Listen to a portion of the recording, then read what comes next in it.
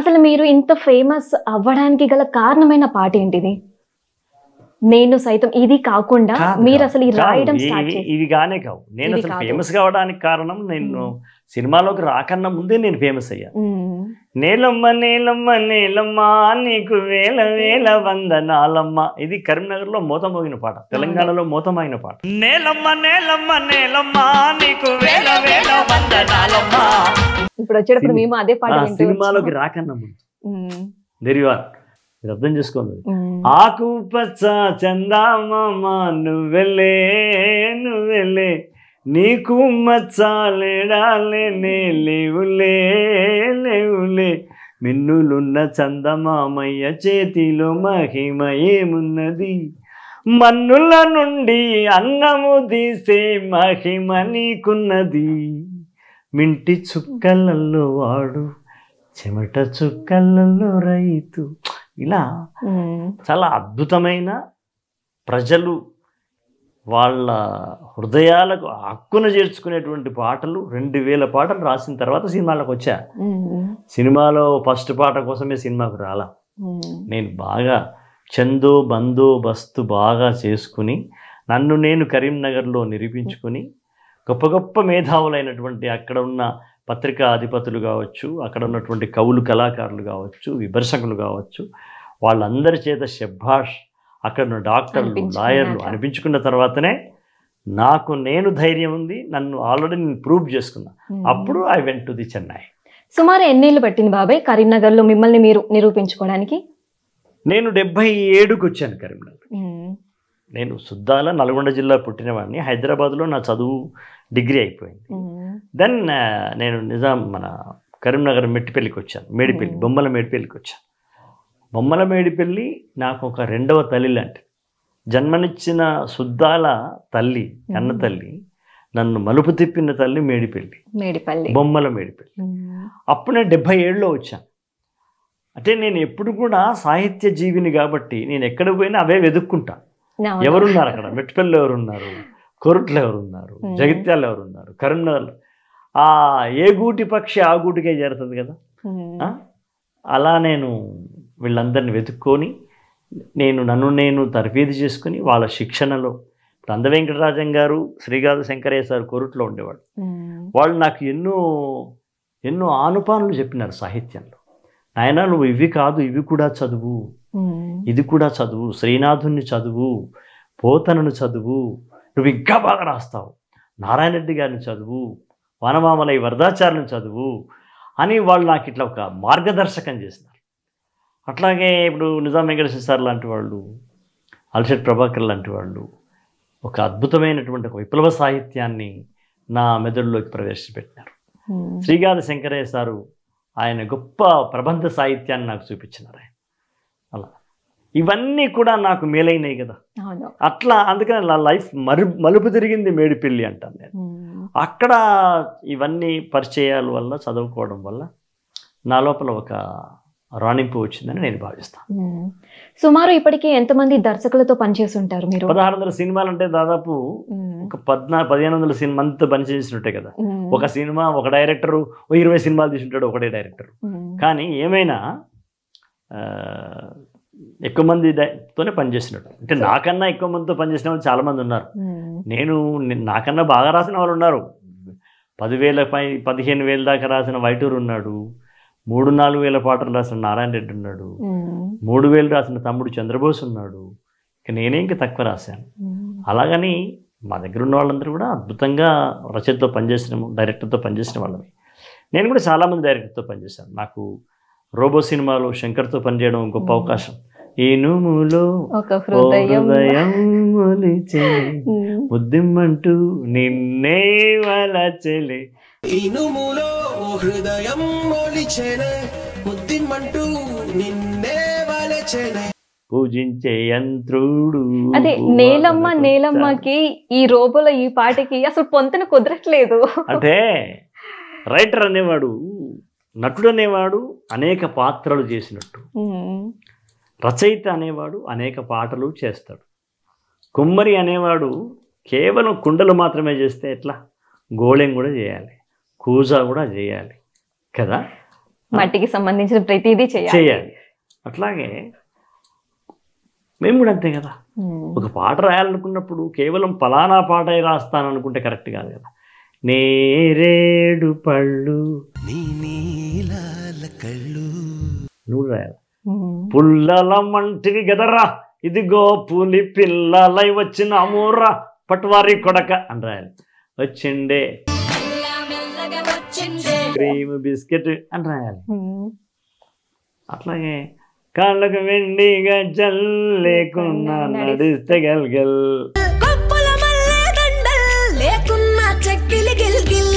అది కూడా రాయాలి. ఇట్లా అట్లాగే ఒక సెంటిమెంట్కి వచ్చినప్పుడు అమ్మా నీ కన్ను అనేటువంటి ఒక మాతృదేవ పాట కూడా రాయాలి కదా.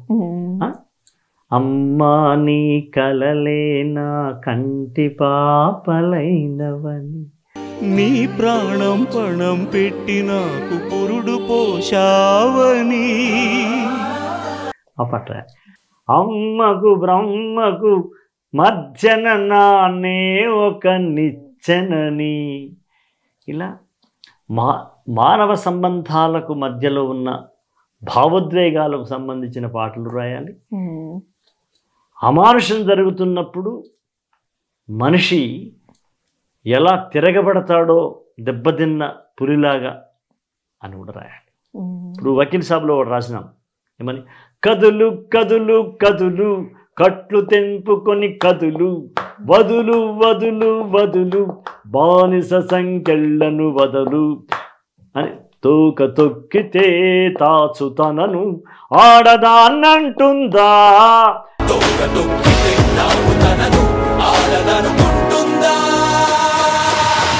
ఏ పాత్రలోకి వెళితే ఆ పాత్రలోకి మారుతాడు కవి. గంగా జలం గ్లాసులో పోస్తే గ్లాస్ ఆకారం వస్తుంది, బాటిల్లో పోస్తే చెంబాకారం, కలశంలో పోస్తే కలశం, పెగ్గులో పోస్తే పెగ్గులో కూడా కలిసిపోతుంది. అది బయట ఉన్న పాత్రను అనుసరించి తన ఆకారాన్ని మార్చుకుంటాడు రైటర్ కూడా. మీరు పెగ్ అన్నారు కాబట్టి ఐటమ్ సాంగ్స్ కూడా ఏమైనా రాసారా? ఇప్పటిదాకా అయితే రాయలేదు కదా. అంటే ఐటమ్ సాంగ్స్ కూడా బహుశా రాస్తే ఏమన్నా రెండో మూడో రాసి ఉంటానేమో, పబ్ సాంగ్ లాంటివి కూడా రాసి ఉంటాను. అంతేగాని ఎక్కువగా నన్ను ఆ పాటలు నాతో రాయించరు. ఎందుకంటే అలా రాసేవాళ్ళు ఒక ఉంటారు కదా బాగా, ఆ పాటలు రాయడంలో ఆరితేరిన వాళ్ళు ఉన్నప్పుడు మనల్ని ఎందుకు అడుగుతారు. కాబట్టి నేను రాసిన ఈ 2500-600 పాటలలో నాకు నా అదృష్టం కొద్దీ నాకు మంచి పాటలే ఎక్కువ వచ్చాయి. 90% లేదా 80% మంచి పాటలే రాశాను. మంచి పాటలే నాతో రాయించుకుంది. అది ప్రబోధమా, అది సందేశమా, అది సంతాపమా, అది సంబరమా, ఏమైనా కావచ్చు, అది వాళ్ళకి. కానీ బాగా ఇష్టపడేటువంటి పాటలే నేను ఎక్కువ రాశాను. రాసిన ప్రతి దాంట్లో నాదైనటువంటి ఒక ముద్రను కూడా నేను వేసుకున్నాను. నీలి రంగు చీరలోన చందమామ నువ్వే జాణ ఎట్ట నిన్ను అందుకోనే అన్న పాటలో కూడా జాణ అంటే జీవితం, జీవితమే నిరజానరా, ఏటికే ఎదురీతరా రాశాం. అంటే రకరకాల దర్శకులు, రకరకాల దార్శనికులు, వాళ్ళ గొప్ప గొప్ప ఆలోచనలు, వాళ్ళ గొప్ప గొప్ప కథలు, వాళ్ళ సన్నివేశాలు, ఇవన్నీ మా దగ్గరికి వచ్చినప్పుడు మేము ఎడ్యుకేట్ అయిపోతాం కదా. వాళ్ళు మమ్మల్ని ఎడ్యుకేట్ చేస్తారు కదా. కనుక సినిమాలో ఏది చేసినా అది మా ఒక్కరి గొప్పతనంగా ఉండదు. అనేక మంది యొక్క అనేక వేళ్ళు, 5 వేళ్ళు కలిస్తే పిడికిలేనట్టు ఒక దర్శకుడు, ఒక సంగీత దర్శకుడు, ఒక గాయకుడు, ఒక నటుడు, ఇవందరం కలిస్తే మా పాట ఒకసారి బ్లాస్ట్ అవుతుంది, ఒకసారి పుసుకు అంటది. దేనికి పరేషాన్ లేదు, దేనికి పొంగిపోవడము లేదు, దేనికి కుంగిపోవడం లేదు. దేనికైనా మాట్లాడుతుంటే తెలుగు పదాలు నాకు కూడా అలా వచ్చేస్తున్నాయి. సో ఇప్పటికి చాలా మందితో పనిచేశాను అన్నారు. వాళ్ళందరిలో కూడా ఏ దర్శకుడు అంటే మీకు బాగా నచ్చింది? పనితీరు దాసనారాయణరావు గారి. ఇప్పుడున్న జనరేషన్ లో వాళ్ళైతే ఇప్పుడు చాలా మంది అద్భుతంగా రాస్తారు. నేను రాసిన వాళ్ళల్లో ఒక ఎన్కౌంటర్ తీసిన ఎన్ శంకర్ కావచ్చు, కృష్ణవంశీ కావచ్చు, లేదా ఒక రోబో తీసిన శంకర్ కావచ్చు, రాజమౌళి గారు కావచ్చు, విజేంద్ర ప్రసాద్, బి గోపాల్ గారు కావచ్చు, చాలామంది ఉన్నారు. అసలు ఏ దర్శకుడితో చేయాలని ఉంది అంటే ఆ కోరిక మిగిలిపోయింది? నాకు ఫలానా దర్శకులతో ఫలానా హీరోలతో చేయాలనే కోరికలేం లేవు. ఫలానా సినిమాలో ఫలానా అశోక్ తేజ రాస్తేనే బాగుంటుందని వాళ్ళు అనుకుంటే నాకు పాట వస్తుంది, లేకుంటే నాకు రాదు. నాకు వచ్చిన పాటలే నాకు చాలు. నాకు ఫలానా దర్శకుని దగ్గర రాయకపోతే జీవితం ఎట్లా అనేది ఎప్పుడూ లేదు. ఎవరి అవసరం ఉంటే వాళ్ళకు రాయడమే నాకు ఇష్టం. నిజంగా వాళ్ళకి నా అవసరం ఉంటే వస్తారు. ఇప్పుడు రాజమౌళి గారు నేను ఇదే మొదటి సినిమాగా చెప్పాను కదా. అవును, అలా అనుకుంటే ఇంకా నేను త్రివిక్రమ్ శ్రీనివాస్కి రాయలేదు, హరీష్ శంకర్కి రాయలేదు, పైడిపల్లి వంశీకి రాయలేదు. ఇట్లా కొంతమంది లబ్ధ ప్రతిష్ఠనైన స్టార్ డైరెక్టర్స్కి నేను రాయాల. వాళ్లకు నా పాట నేను రాసేటువంటి పాట వాళ్ళకి ఇంకా కనిపించలేదు కావచ్చు, లేదా నేను రాయాల్సిన అవసరము వాళ్ళకి రాకపోవచ్చు, వాళ్ళకి లేకపోవచ్చు. ఒక సుకుమార్కి నేనే రాయాల్సిన పాట లేకపోవచ్చు ఆయన దృష్టిలో. అది వాళ్ళ దృష్టిలో ఉంటుంది. వాళ్ళే నిర్ణయిస్తారు, మేము నిర్ణయించుకోం కదా. కానీ నాకు ఫలానా వేషం వేయాలని నాకు ఉండే అన్నట్టుగా నాకు ఫలానా దర్శకుని దగ్గరనే రాయాలని ఉండే, అయ్యో ఐ మిస్డ్ అనేటువంటి బాధ ఏ కోశాన లేదు, ఏ కేశాన లేదు. కాబట్టి ఐఎమ్ రెడీ, ఎవరు పిలిచినా వెళతాము, లేదంటే ఓకే. అసలు బాబాయ్ మీరు ఇంత హ్యాపీగా ఉండడానికి రీజన్ ఏంటి? నేను వచ్చినప్పటి నుంచి చూస్తూనే ఉన్నా, లైక్ మీ ఫేస్ లో స్మైల్ అలా ఉండిపోయింది. అంటే నా మీద నాకు నమ్మకమే అంతే. నా మీద నాకు నమ్మకమే. నేను ఎప్పుడు నా ఫేస్లో అది ఉంటుంది. అది ఉండడానికి నా కుటుంబం కూడా కారణం. నా మీద నాకున్న నమ్మకం, నా మీద నా కుటుంబానికి ఉన్న నమ్మకం, నా భార్యకు, నా పిల్లలకున్న నమ్మకం, అలా అది నన్ను ఎప్పుడు ఆక్సిజన్ లాగా చేస్తుంది. మరి ఎందుకు త్రిబుల్ సినిమాలో మీ కొమ్మ ఉయ్యాల ఈ పాటలు అంటే త్రిబుల్ మూవీ చూడలేకపోతానే బాధేసింది అని అన్నారు, ఎందుకని? అంటే అప్పుడు నాకు ఒక పెద్ద ప్రమాదకరమైన అనారోగ్యం వచ్చి నాకు లివర్ ట్రాన్స్ప్లాంట్ చేయడం జరిగింది. అప్పుడు నేను తిరిగి వస్తానని కొంచెం అటు ఇటు ఉంటుంది కదా, ఆ టైంలో అలా అనుకున్నాను. బట్ ఒక విపరీతమైన అదైతే మాత్రం ఉంది. ఏమంటే నేను ఇప్పుడే చచ్చిపోను, ఇంక చాలా పాటలు రాసేది ఉంది అనే కోరిక మాత్రం గాఢంగా ఉండే, ఆ ఫైర్ మాత్రం ఉండే. బహుశా ఆ ఫైర్ నన్ను తీసుకొచ్చిండొచ్చు, లేదా ఒక అద్భుతమైనటువంటి కుమరం భీముడు పాటతో ఆనందాన్ని పొందడానికి నేను ఇంకా ఉండాలని ఉందేమో, అందుకే అది కూడా సంతోషంగానే ఫీల్ అవుతాను. అసలు మీ ఇన్స్పిరేషన్ ఎవరు? మీ తండ్రి గారు? మా నానే మా అమ్మ ఇన్స్పిరేషన్, తర్వాత నారాయణ రెడ్డి గారు, తర్వాత నారాయణ రెడ్డి గారు. సినిమాలు చూస్తారా ఎక్కువ, చదవడమేనా? అంటే సినిమాలో రైటర్ అయినాక తక్కువ చేశాను సినిమా చూడటము. వాస్తవంగా సినిమాలో రాకముందుకు విపరీతంగా సినిమాలు చూసేవాడిని. మెట్పల్లిలో ఉన్నప్పుడు, హైదరాబాద్లో జాబ్ చేసినప్పుడు, సినిమా స్టూడెంట్గా ఉన్నప్పుడు ఎంత పిచ్చి అంటే డబ్బులన్నీ కూడేసుకుని morning show, matinee, first show, second show చూసి మళ్ళీ మేడిపల్లికి వచ్చేది. అట్లా అప్పుడు ప్రైవేట్ స్కూల్ ఉండే నాకు. అంటే హైదరాబాద్కి వస్తే సినిమాలే, టిఫిన్ కూడా పొట్లాలు కట్టుకొని సినిమా హాల్లో తినుకుంటూ సినిమా చూసిన రోజులు ఉన్నాయి. అంత పిచ్చి ఉండే. సినిమాలకు నేను రైటర్గా వచ్చిన తర్వాత నిజంగా సినిమాలు తగ్గాయి, చూడడం తగ్గింది. అది సినిమాల్లో మనకున్న బాధ్యత వల్ల కావచ్చు, లేకపోతే మరో రకంగా. అంటే సినిమాలో చూస్తూ కూడా నేర్చుకోవచ్చు అని ఉంటుంది కదా. నేను సినిమాలు చూసే నేర్చుకున్నాను కదండి. చిన్నప్పుడు సినిమాలు చూసే కదా సినిమాలకు పాట రాయాలనుకున్నది. అట్లా నారాయణ రెడ్డి గారి పాటలు, ఆత్రేయ గారి పాటలు, శ్రీశ్రీ గారి పాటలు చూసే కదా నేను మనం కూడా రాయాలా అని అనుకున్నది. ఇక ఈ పాటలు రాయడం ఇదే కాకుండా దరువు ఫోక్ సాంగ్స్ కి సంబంధించిన ప్రోగ్రామ్ కి కూడా మీరు? దరువే కాదమ్మా, దరువు కాదు, దరువు అనేది తర్వాత వచ్చింది. రేలా మాటి వాళ్ళది రేలా. తర్వాత దరువు అనేది చిన్న ఎపిసోడ్ లాగా వచ్చింది. మా టీవీలో 3 సంవత్సరాలు చేశాం వరుసగా. నేను, గోరటి వెంకన్న, ఉదయభాను, చంద్రబోసు, సుమ, వీళ్ళందరము ఒక 3 సంవత్సరాలు చేశాం. తర్వాత వచ్చిన సెక్షన్లో మళ్ళీ ఇంకా వేరే వచ్చింది, గీతాంజలి అని వచ్చింది, ఇంకేదో వచ్చింది, అందులో దరువు ఒకటి. సో ఈ ప్రోగ్రాంల ద్వారా ఫోక్ సాంగ్స్ కూడా మంచి పేరు తీసుకొచ్చింది అనుకుంటే. అంటే నేను, గోరటి వెంకన్న, ఉదయభాను మా కలయికలో జరిగింది ఏంటంటే, ప్రజలు పాడుకునే పాటలు వాల్మీకి కాళిదాసు రాసినటువంటి శ్లోకాల కంటే తక్కువవి కావు అన్న విషయాన్ని మొట్టమొదటిసారి కెమెరా నుండి చెప్పింది నేను, చెప్పే ప్రయత్నం చేశాను. జానపద గీతాలని, జానపద కళాకారుల్ని తల మీద పెట్టుకొని మోయాల్సిన అవసరం ఉంది అని మేము చేస్తూ మిగతా వాళ్ళకు చెప్పినాం. ఊరును ఉడుగు గోటిచ్చి ఊరు వందిచ్చి, ఊరు వందిచ్చి, కానుగలు గోటిచ్చి, కానుగలు గోటిచ్చి, కట్టా వందిచ్చి, కట్టా వందిచ్చి అని రాసిన పాట విని నేను చెప్పా, పొందిచ్చుడు అంటే ఏంది అంటే కానుగులు గోటిచ్చి కట్టా గట్టిచ్చి అని అనొచ్చు కదా, ఊడుగులు గోటిచ్చి ఊరు గట్టించి అని అనొచ్చు కదా. అసలు మీనింగ్ ఏంటి బాబాయ్? ఊడుగులు అంటే ఒక చెట్టు, కానుగులు అంటే ఒక చెట్టు, కానుగు చెట్టు, ఉడుగు చెట్టు కొట్టేసి ఊరు కట్టేసిండు. మొత్తం ఉడుగులతో ఉన్నటువంటి దాంట్లో అవన్నీ కొట్టేసి ఊరు కట్టిండ్రు. కానుగులు ఉన్న దగ్గర అంతా కొట్టేసేసి అక్కడ ఒక చెరువు కట్టబెట్టి చెరువు తయారు చేసుకున్నారు. ఇది కాన్సెప్ట్. కానీ ఊరు గట్టించి అనలే అతను, ఆయన ఎవరు ఆ మహానుభావుడు. ఊరు వందిచ్చి అన్నాడు, కట్ట వందిచ్చి అన్నాడు. పొందించడం అంటే ఏంది అంటే చాలా సిస్టమేటిక్గా లేఅవుట్ ప్రకారం అన్నమాట. ఇప్పుడు అంటారు కదా ఏదన్నా ఫ్లాట్ కొంటే హెచ్ఎండి ఏదో లేఅవుట్ అంటుంటారు కదా, అలా అంటే పొందించుడు అనే మాట ఎప్పుడు వాడతారు తెలంగాణ ప్రజలు అంటే, పుస్తకాలు ఎక్కడ పెట్టాలి, దేవుణ్ణి ఎక్కడ పెట్టాలి, పొయ్యిలో పొయ్యి ఎక్కడ ఉండాలి, ఎక్కడ మనం మట్టితో పొయ్యి పెట్టుకోవాలి, ఎక్కడ ఆకలి ఉండాలనేది ఇది ఒక ఒక శిల్పాన్ని చెక్కినట్టుగా చెక్కడం, దాన్ని పొందించుడు. పొందించుడు అనే పదం చాలా గొప్ప పదం. అది పొందిస్తారన్నమాట వాళ్ళు. ఏడబడతారు బెటరు.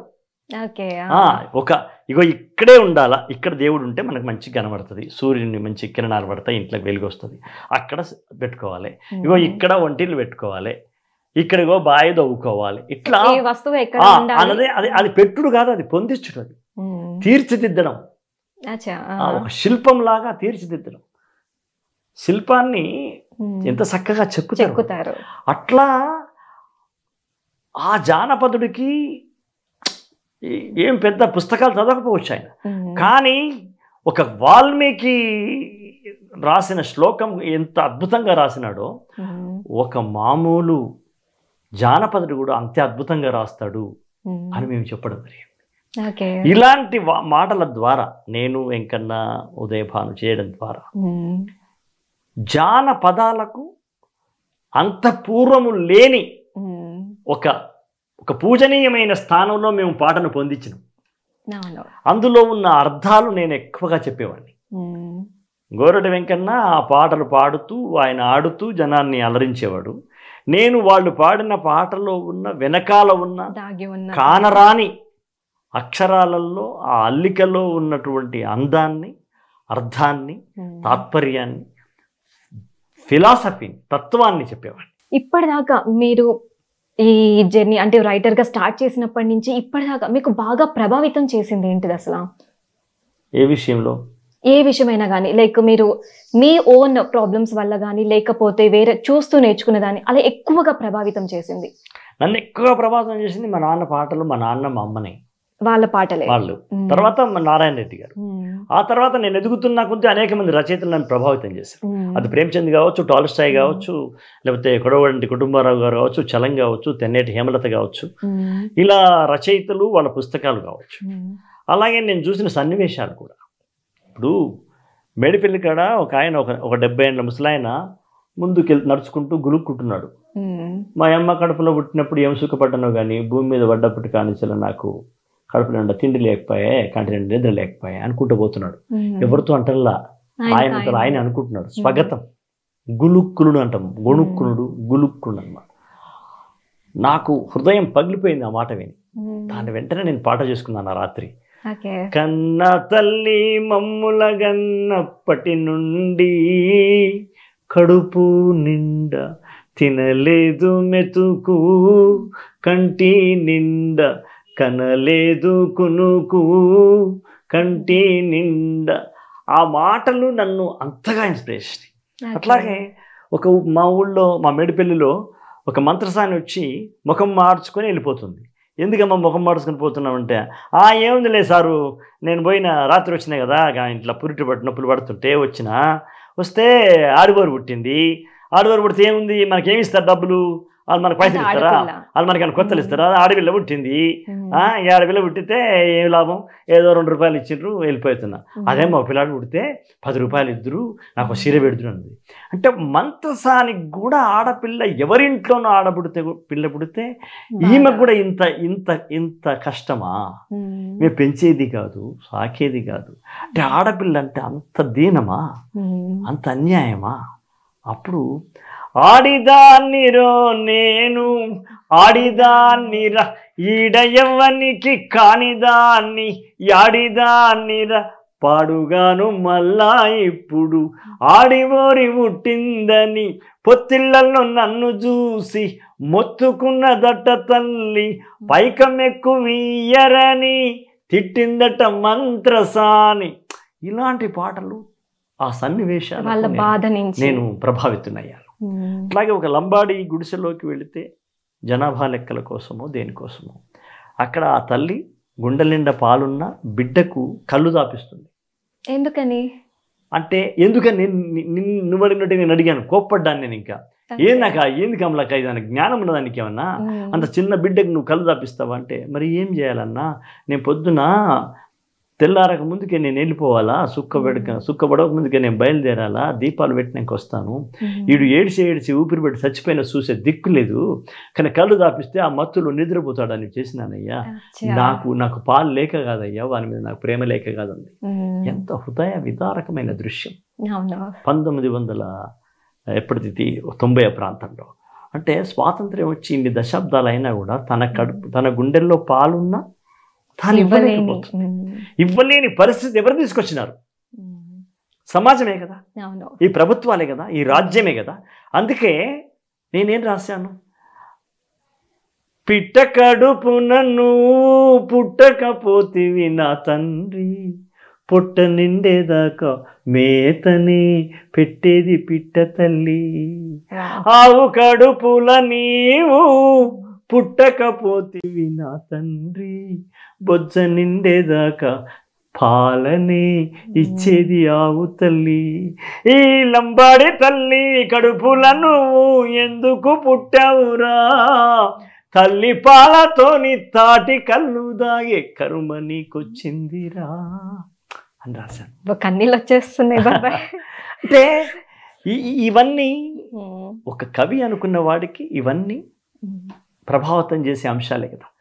అది ఒక సన్నివేశంలో ఒక వాడలో జరిగిన ఒక లంబాడి తల్లి చూసిన సన్నివేశం. అది అందరి తల్లుల తీరుగా గుండెల్లో పాలు నాకున్నాయిరా, అందరి బిడ్డల తీరుగా నీకు పాలియాలనుందిరా, సేపులకొచ్చిన పాలను నేల పాలు చేస్తున్నానయ్యా, సేతులార నిన్ను తాగుబోతును చేసే తల్లిని మన్నించురా, నీ చిట్టి చేతులతో నా చెంపల మీద కొట్టురా నా కొడుకా, నీ చిన్ని కాళ్లతో నా గుండెల మీద తన్నురా నా కొడుకా.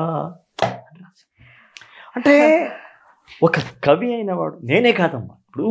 ఇప్పుడు ఇది ఏది చెప్పినా అది నా పర్సనల్గా తీసుకోవద్దు. నువ్వు ఏ కవి అయినా తీసుకుంటావు, ఏ కవి అయినా ఏ రచయిత అయినా ఒక చిన్న అక్రమానికే కందిపోయేటి నా పసి ఎడంద అంటాడు శ్రీగాధ శంకర కవి కొరట్లో. నాకు గురుతుల్య మిత్రుడైన. అంటే ఒక చిన్న పరుష వాక్యం.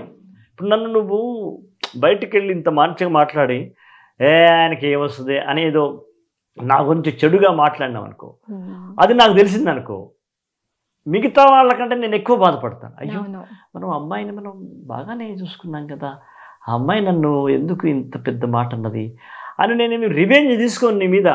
కానీ మిగతా వాళ్ళకంటే ఎక్కువ బాధపడతాను. లోపల కన్నీళ్ళు సొల్లు తిరుగుతాయి నాకు. ఎందుకంటే బికాజ్ ఐఎమ్ ఎ రైటర్. ఆ స్పందన లేకుంటే నేను మీకు ఎలా అందిస్తాను? స్పందిస్తాను కాబట్టి మీకు అద్భుతమైన పాటలు అందిస్తాను కదా. కనుక ఒక చిన్న మాటకే ఎక్కువ సుకుమారంగా మేము స్పందించాల్సి ఉంటుంది. అది బాధ కానీ కోపం కానీ. మీకు కోపం రాని విషయంలోనే మాకు కోపం వస్తుంటుంది. Because I'm writer. రైటర్ అంటేనే ఒక ప్రశ్న, రైటర్ అంటే ఒక పిడికిలి. రైటర్ అంటే ఊరికేదో కాదు. రైటర్ అంటే అతని సింబాలిజం ఏంటంటే రైటర్ అంటే ఒక పిడికిలి పేరే రైటర్. ఒక ప్రశ్న, ఒక క్వశ్చన్ వేస్తున్నాడు అంటే ఈజ్ రైటర్. ఆల్వేస్ రైటరే ప్రతిపక్షం ప్రపంచంలో. రాజ్యానికి కావచ్చు, ప్రపంచానికి కావచ్చు. అది మోడీకి కావచ్చు, లేకపోతే కేసీఆర్కి కావచ్చు, లేకపోతే జగన్కి కావచ్చు, లేకపోతే బైడెన్కి కావచ్చు, ఇవాళ పుతిన్కి కావచ్చు.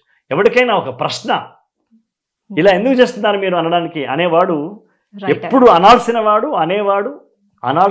అంటున్నవాడు, ఇదివరకు ఎన్నో వందల ఏళ్ళ నుంచి అన్నవాడు కూడా జర్నలిస్ట్ ఉండొచ్చు, ఇంకెవరు ఉండొచ్చు, కానీ ప్రధానంగా ఒక రైటర్ మాత్రం అంటుంటాడు. రైటర్ పాత్ర అది. సో ధన్యవాదాలు బాబాయ్. మీ అనుభవాలన్నీ కూడా మా అందరితో షేర్ చేసుకున్నందుకు మరోసారి ధన్యవాదాలు. Thank you.